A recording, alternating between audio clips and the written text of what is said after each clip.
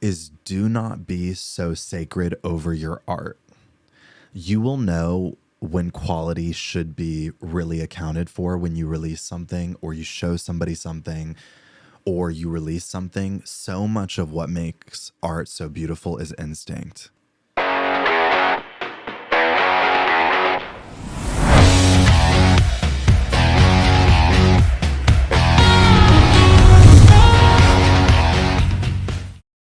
Hey everybody, welcome to today's episode of Talent Agent Talk, where we're bringing you educational lessons from real-life stories behind the scenes of TV and film. I'm your host, and I'm a talent agent, Jason Lockhart. And today, our guest is not just an incredible actor and human, but he's also an influencer who has created a lot of his own content over the years and blows my mind in the first 4 seconds with comedy. It's Jake Jonez. Thank you, Jason. That's so sweet. Aw. I love that you mentioned the first 4 seconds because I use a lot of intent when I make my content. And I'm like, what is going to make people go crazy in that first 3 to 4 seconds? It works. I try. They say it's like a tool in the algorithm, but I'm like, I'm really trying to milk that shit, you know? So how does it come to you? I think I just look for or think about the most outlandish shit that you can do. And also like what makes me laugh. That's organically where it needs to start every time. If I don't laugh at a video, I probably will not put it out. Interesting. Yeah. And kudos to you for being that tough of a critic. Thank you. I mean, yeah. And from what we just talked about, you know how much of a critic I am of myself. It's wild. And what I said right before cameras were rolling is I love that because it will keep you humble till the day you die. Thank you. And you have every reason not to be humble. You're extremely attractive and extremely talented and extremely kind. So are you. Ditto, big time. And then What is also, what? We start miming. I think doubt is actually a really great motivator. When you feel doubt and you feel like imposter syndrome personified, I think you just keep going and you're motivated to try and prove yourself out of that mentality. And I partially hope it never ends. It's quite You know what I athletic mean? of you to say. Okay, yeah. I'm trying to keep the resilience up, you know. Very cool. Thank you. Well, I do love that I think our origin story became, well, it began with English teacher. Yeah. Because you were on set with a bunch of my actors. A bunch of AMT people. And they were all like, you need to meet this Jake Jonez. It was impressive. And then we met in a pool. We did. On a rooftop. We did. We had our meeting on a pool, on a rooftop pool in Midtown. Which I don't think I would have wanted it any other way. No way. And what was great about the gentleman who introduced us was he was like, Jason wants to know who you are. He doesn't give a shit about what you do. He doesn't give a shit about your resume. And I was like, that's great. He was like, he's going to want to chat with you. He's going to want to pick your brain. And it's nothing to be or feel like you're being interviewed. And that was nice. And I'll tell you something, a pool really helped that out. It was fun. And yeah, we were getting some, some vitamins. It was great. Yeah. And I was so impressed that you almost, I would say the majority of people that were on English teacher were AMT. That was something I walked away just being like, that's impressive. Oh, thank you. Yeah. Loved the show so much that was just really passionate about trying to fill the roles and Absolutely. kind of felt. I think it's really cool for an actor to understand the tone of a show. You know, if you're auditioning for a show and you can get the tone. So I, as the agent, like to try to get the tone of the show from reading the script and submit people who I think naturally their authentic self will fit into this world. Hell yeah. I'm not surprised that you ended up on that show. However, Honored. they reached out to you. Is that the true story? They did, yeah. Because of your influencer status. Yeah. Brian Jordan Alvarez reached out to me. So how did that happen? I think we became mutuals on the internet. I have loved him for a decade. When he was doing his own stuff on YouTube, he did tons of videos on YouTube. Of course, TikTok, Instagram came around. He transitioned, started owning that space super well. But I had been a fan for years. He followed me one day. I lost my marbles. Of course, I started DMing him. I saw them. They're all in the bathroom. Yeah. And yeah, I DM'd him and he spoke to enjoying my content as well, which was the compliment of a lifetime. Then the show started filming in Atlanta, and I think he reached out and was like, we should hang out sometime as a friend. We hung out. I think it was kind of like the way you and I met, where I think part of him wanted to be like, Jake's not a psychopath. And Jake's actually a cool dude. Like, could I bring him on a show of mine? I'm making assumptions, but Then about 2 weeks later, he was like, I think I've got a really fun, smaller part for you. Would you want to come on? And I was like, I'm always game. And that's just the beginning of the next chapter of I your life. hope, yeah. I think you're going to be an A-list star, dude. I really do. Dude. I mean, you already are in the influencer world, but That's so I think sweet. as an actor, Thank you. I love how dedicated you are and the fact that like you have so much success already around you, but you work so hard and you create each new experience with a good time. You just go and then forget about it and stay humble. Thank you so much for that. I think you said this, when you love what you do, I'm not going to say something cliche because you still do work really hard. It's not like it doesn't feel like work. It can feel like work, but you enjoy it. And when your identity is tied to your work, it can be really fulfilling in a way that I didn't feel fulfilled in my other careers before. So when I stepped into this realm, it was, let's build up Jake Jonez, and in the meantime, that'll also build up who Jake is outside of Jake Jonez. It's just so rad. Yeah, I feel so now you're on fortunate. this actor path and just crushed an audition for Tulsa King. It's like, what are you you. gonna do next? You know? All right, listen up. Our Booked It Challenge is so close. Oh my goodness.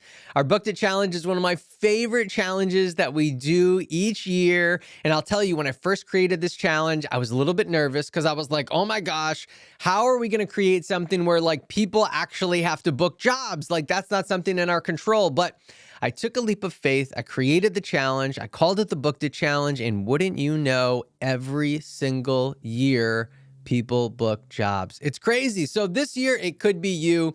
This challenge is very simple. We're together for 4 weeks. We bring in an industry pro all 4 weeks, and we work on auditions. I make it so simple, so easy. One, I give you some audition techniques to help you book the job once you have the audition. And the second is I give you some techniques to get more auditions. One of the things I've realized in being an actor over the last 20 years is that if you get more opportunities, you have more chances to book the job. So we need to increase our chances, and then the chances that we do get, we need to increase the quality of our auditions. So we're going to teach you exactly how to do all of those things. So sign up for our Booked It Challenge. It's only $37, and there's a $5 off promo in the description. So the link is there. The promo is there. Head there right now and come join us for our incredible Booked It Challenge. Yeah, I mean, you already know this, but my own scripted series is like, what is next? I know, right? The developing of that has been one of the best things that I've ever felt. Building out a narrative that is strictly you, your creativity, and building it for what the pinnacle of Jake Jonez is, That's a reward. oh, That is a reward for everything you've done thus far. yeah, I agree. So, which reminds me, I think we should go back to an origin. Okay. What is the Jake Jonez origin story? Oh God, I would say a lot of people don't know that I started on YouTube. I was getting out of college, trying to find my career along the same lines as YouTube really taking off. And a lot of personalities were coming up on YouTube. That was the large platform at the time. It's still a humongous platform, but for personalities, it's a little different now. But I was coming up, and a lot of people would talk to me, and they were just like, you have to get on video. You say a million things a minute. You talk a lot. You say a lot of funny shit. I think you need to capture it and post it somewhere. So then I started a YouTube channel. That was something I wanted to do. I wanted to put my personality online. I was fighting a little bit against the idea of being an entertainer or thinking that I could be considered a comedian, because I was doubtful. I didn't think there was any merit to what I was doing other than just being like goofy or silly. Little did I know, being goofy and silly, you can structure that and actually make it into something. So your goofy, silly thought or your personality thought can be made into a moment in time. So then I started kind of posting. Captured. Yeah. And then you capture it. So I did that.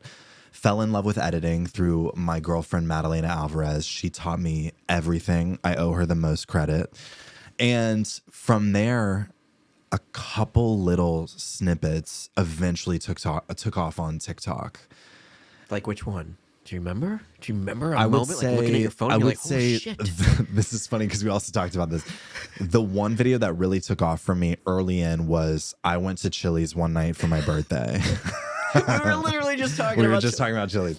I went to Chili's one night for my birthday, and I thought it was really funny because I was like, who else my age? I was 27 or 28 at the time. Who else is like repping that they're going to Chili's? I think everybody in Nobody. Atlanta was like, I'm going to Atlas or like the Garden Room or some nice hotel. And I was like, this could be pretty funny and cute, but it's also actually me.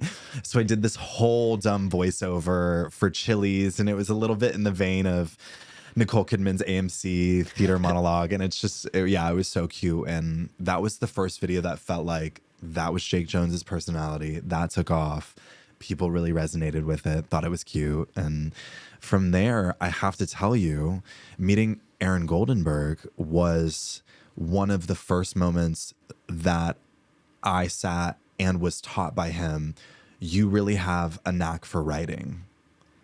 So then he showed me you can make sequels to the things people really resonate with.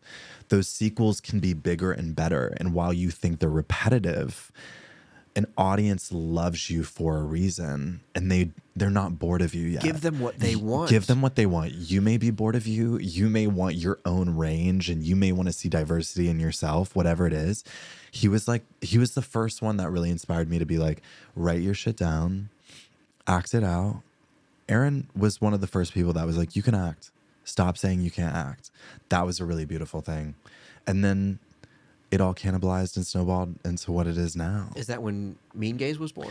The Mean Gaze was born like 2 weeks after Aaron and I met. Wow. And it was a really odd happenstance. He had this idea for these passive aggressive gay men tearing you down with compliments.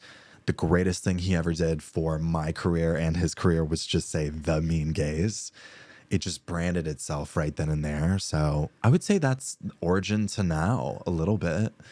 And then I was loving the Mean Gaze and exploring my own individual content outside of it. And yeah, It does feel like it's still authentically you Yeah. in the Mean Gaze or in something else. I agree. And you I know? think that is probably where the most work went into, trying to keep an alignment in tone, have a true different trait in the Mean Gay himself, but also carry into a similar tone, but like really show an audience that this is a different character. And what's beautiful is I think my audience sees it. And I'm like, thank you, Jesus. Because they're not the same. Like, they're not Yeah. the same, but they're still Jake. Yeah.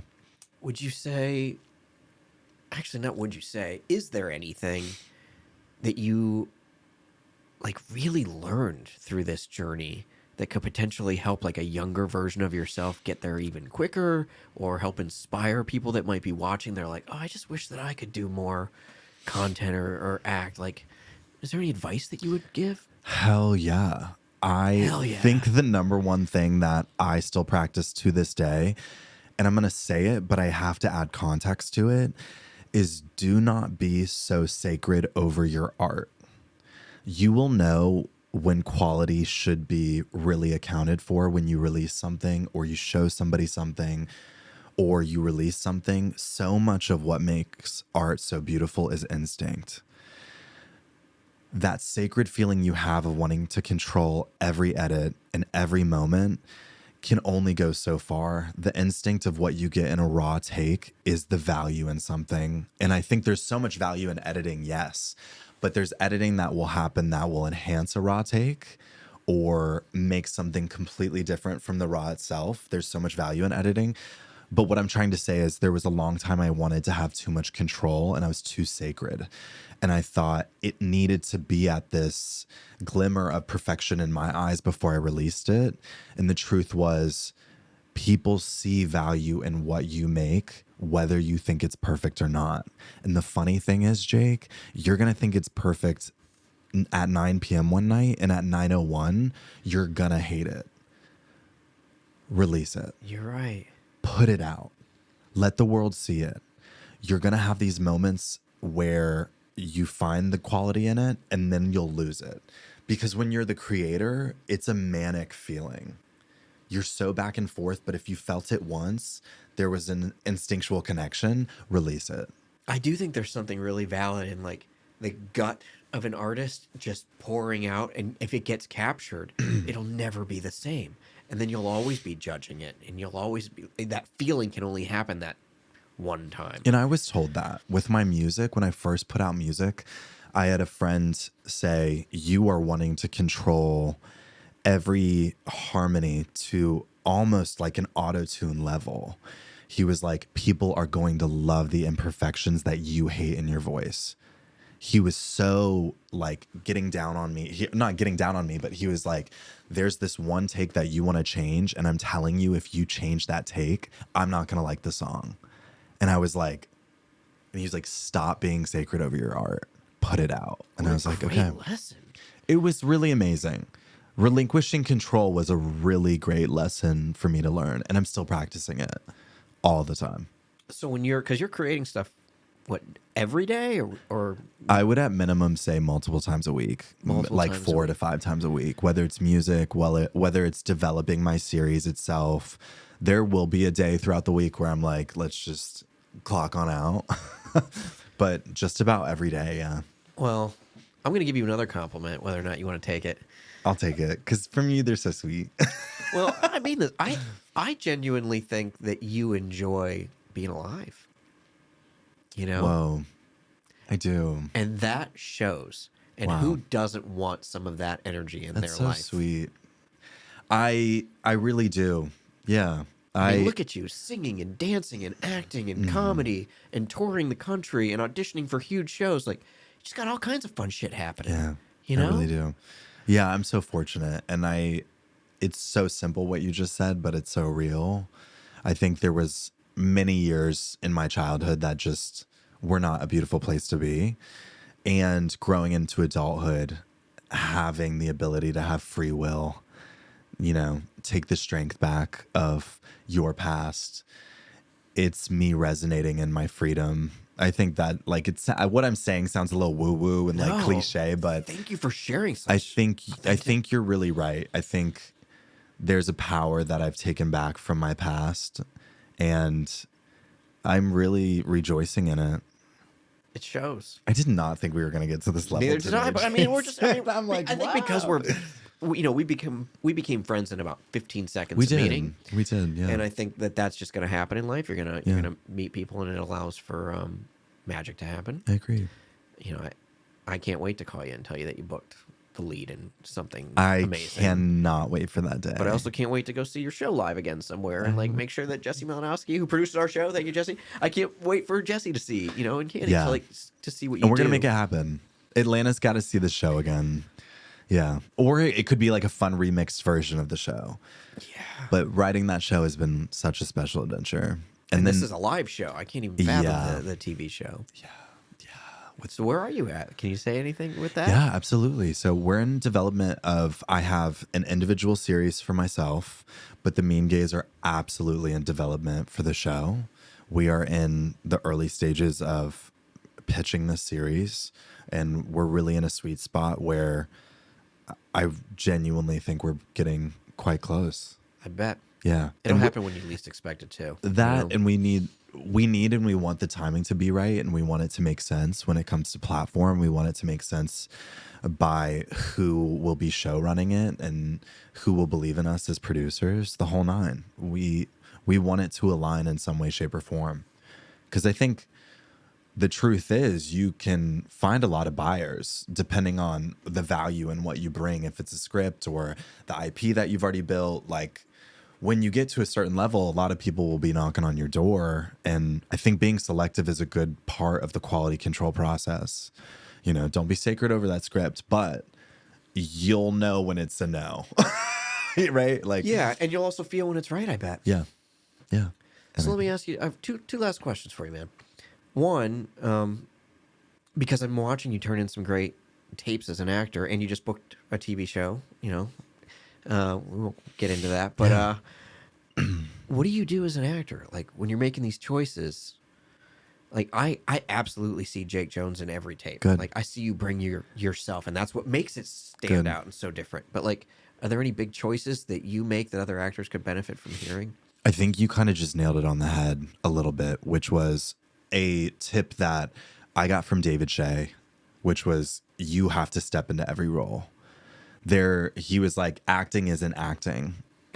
Acting is you delivering these sides the way you would. If it's acting, it's also pretend. So you're trying to make people believe something. Yeah, and people will read that and people will see that. Now, you know this. Sometimes you can get writing that you are very distant from, and you just like are.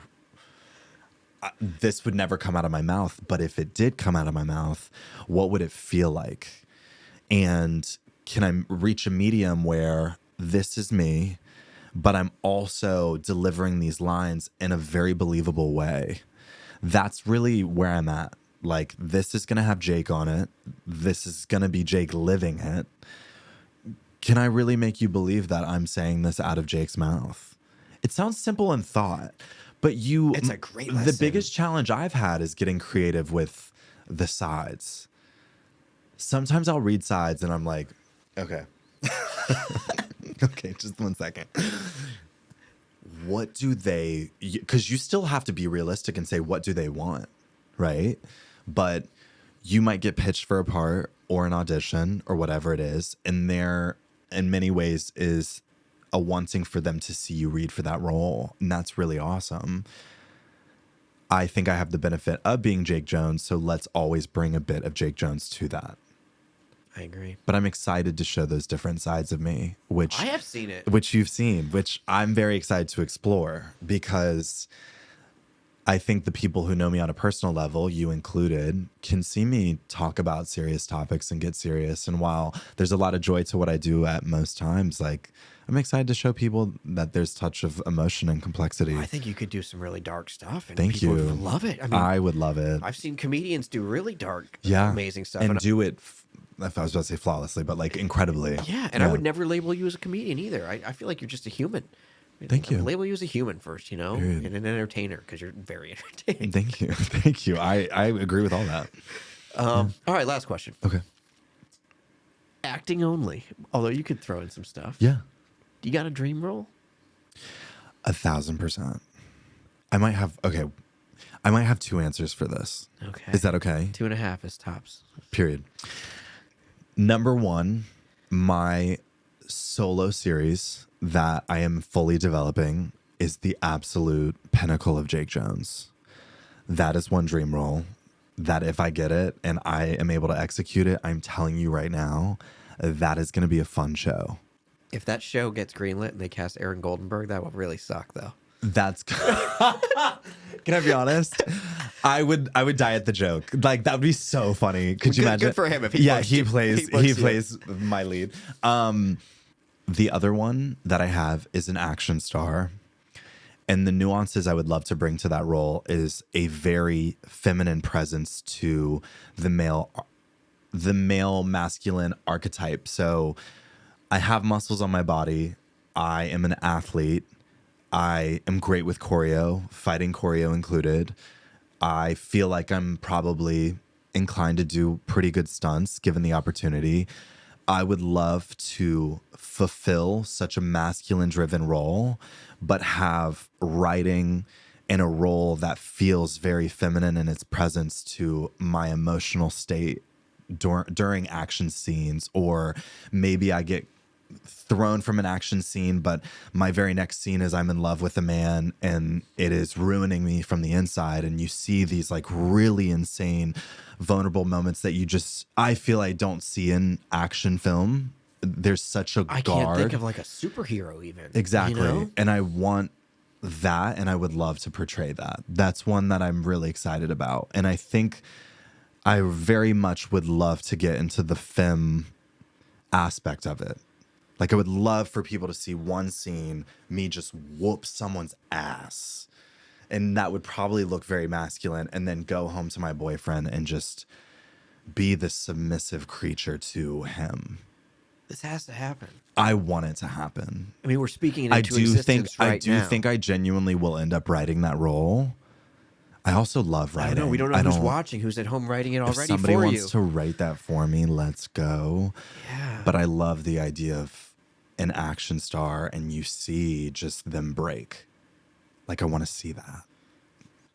I want to see and I want to help. Thank you. Let's go. We're going to make it happen. Let's go. And remember, Evan Mirzai, my manager, is gonna help as well because he is so excited by that idea. He's so team Jake. Yeah. And I have to say, like, there's so much thanks to you and Evan.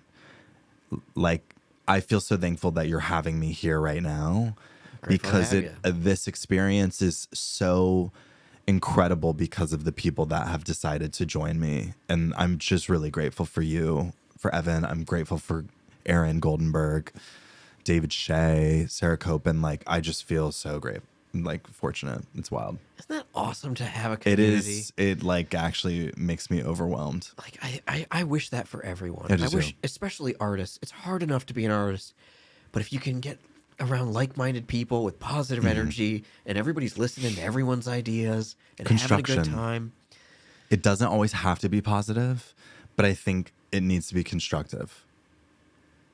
Right? to grow.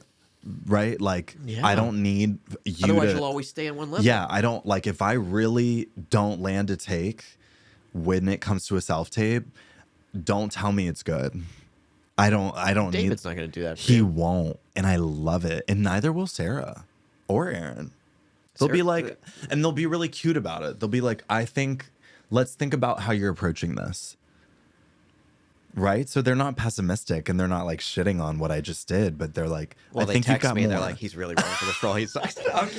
They're like, okay, so I want you to rethink, being his agent. I don't know how I'm going to help him get through this tape. Yeah, that's so funny. Never. I've never heard a single person say anything but positive stuff about you. That's so And that, awesome to hear. That is something to Kudos, celebrate. like ditto to you, genuinely. I'm just saying. Okay. As Wes Chatone would say, I'll embrace that. Please. Thank you, Wes. Please. You know Wes? I don't think I do. He's pretty great. He sat in that seat. I'll Okay. introduce you one. In fact, he's Please. the one that introduced me to Meet and Gaze a long time ago. Okay. Because he's a big Chili's fan. Shout out, hashtag Chili's. God, there's so many Sponsoring through this lines episode. in this episode right now. This is crazy. So good to have you here. Thank you, Jason. And you know you win a free car for being here. I have heard. Okay, so I was telling Jason I grew up such a Matchbox boy. So I pull out of the bag. It's like a mystery bag. It's a mystery bag. What car are you going to get? But I know it's Hot Wheels, right? It could be.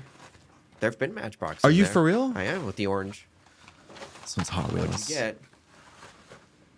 Wait, this is so perfect. That might be the most expensive car in the bag. This is absolutely the most expensive. And- is this an Aston Martin? What is this? It is. It is an Aston Martin. And it's classy. Okay, so what I told Jason Wow, was look at I that. love Matchbox because they would do real cars that you would see on the road. That's a this is a rare one. real car that you'd see on the road, but made by Hot Wheels. I love.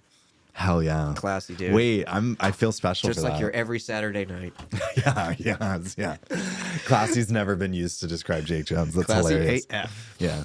Thank you, Jason. Thank you too. Thank you to our audience for tuning in. What a great episode. I hope you got something out of it. And thanks to Jesse and Get Seen for producing our show. We love doing this so much. And if you have your own cool booking story and would like to pitch it to us, please do. It's talentagenttalk@gmail.com. Again, that is talentagenttalk@gmail.com. Thank you so much, Jake.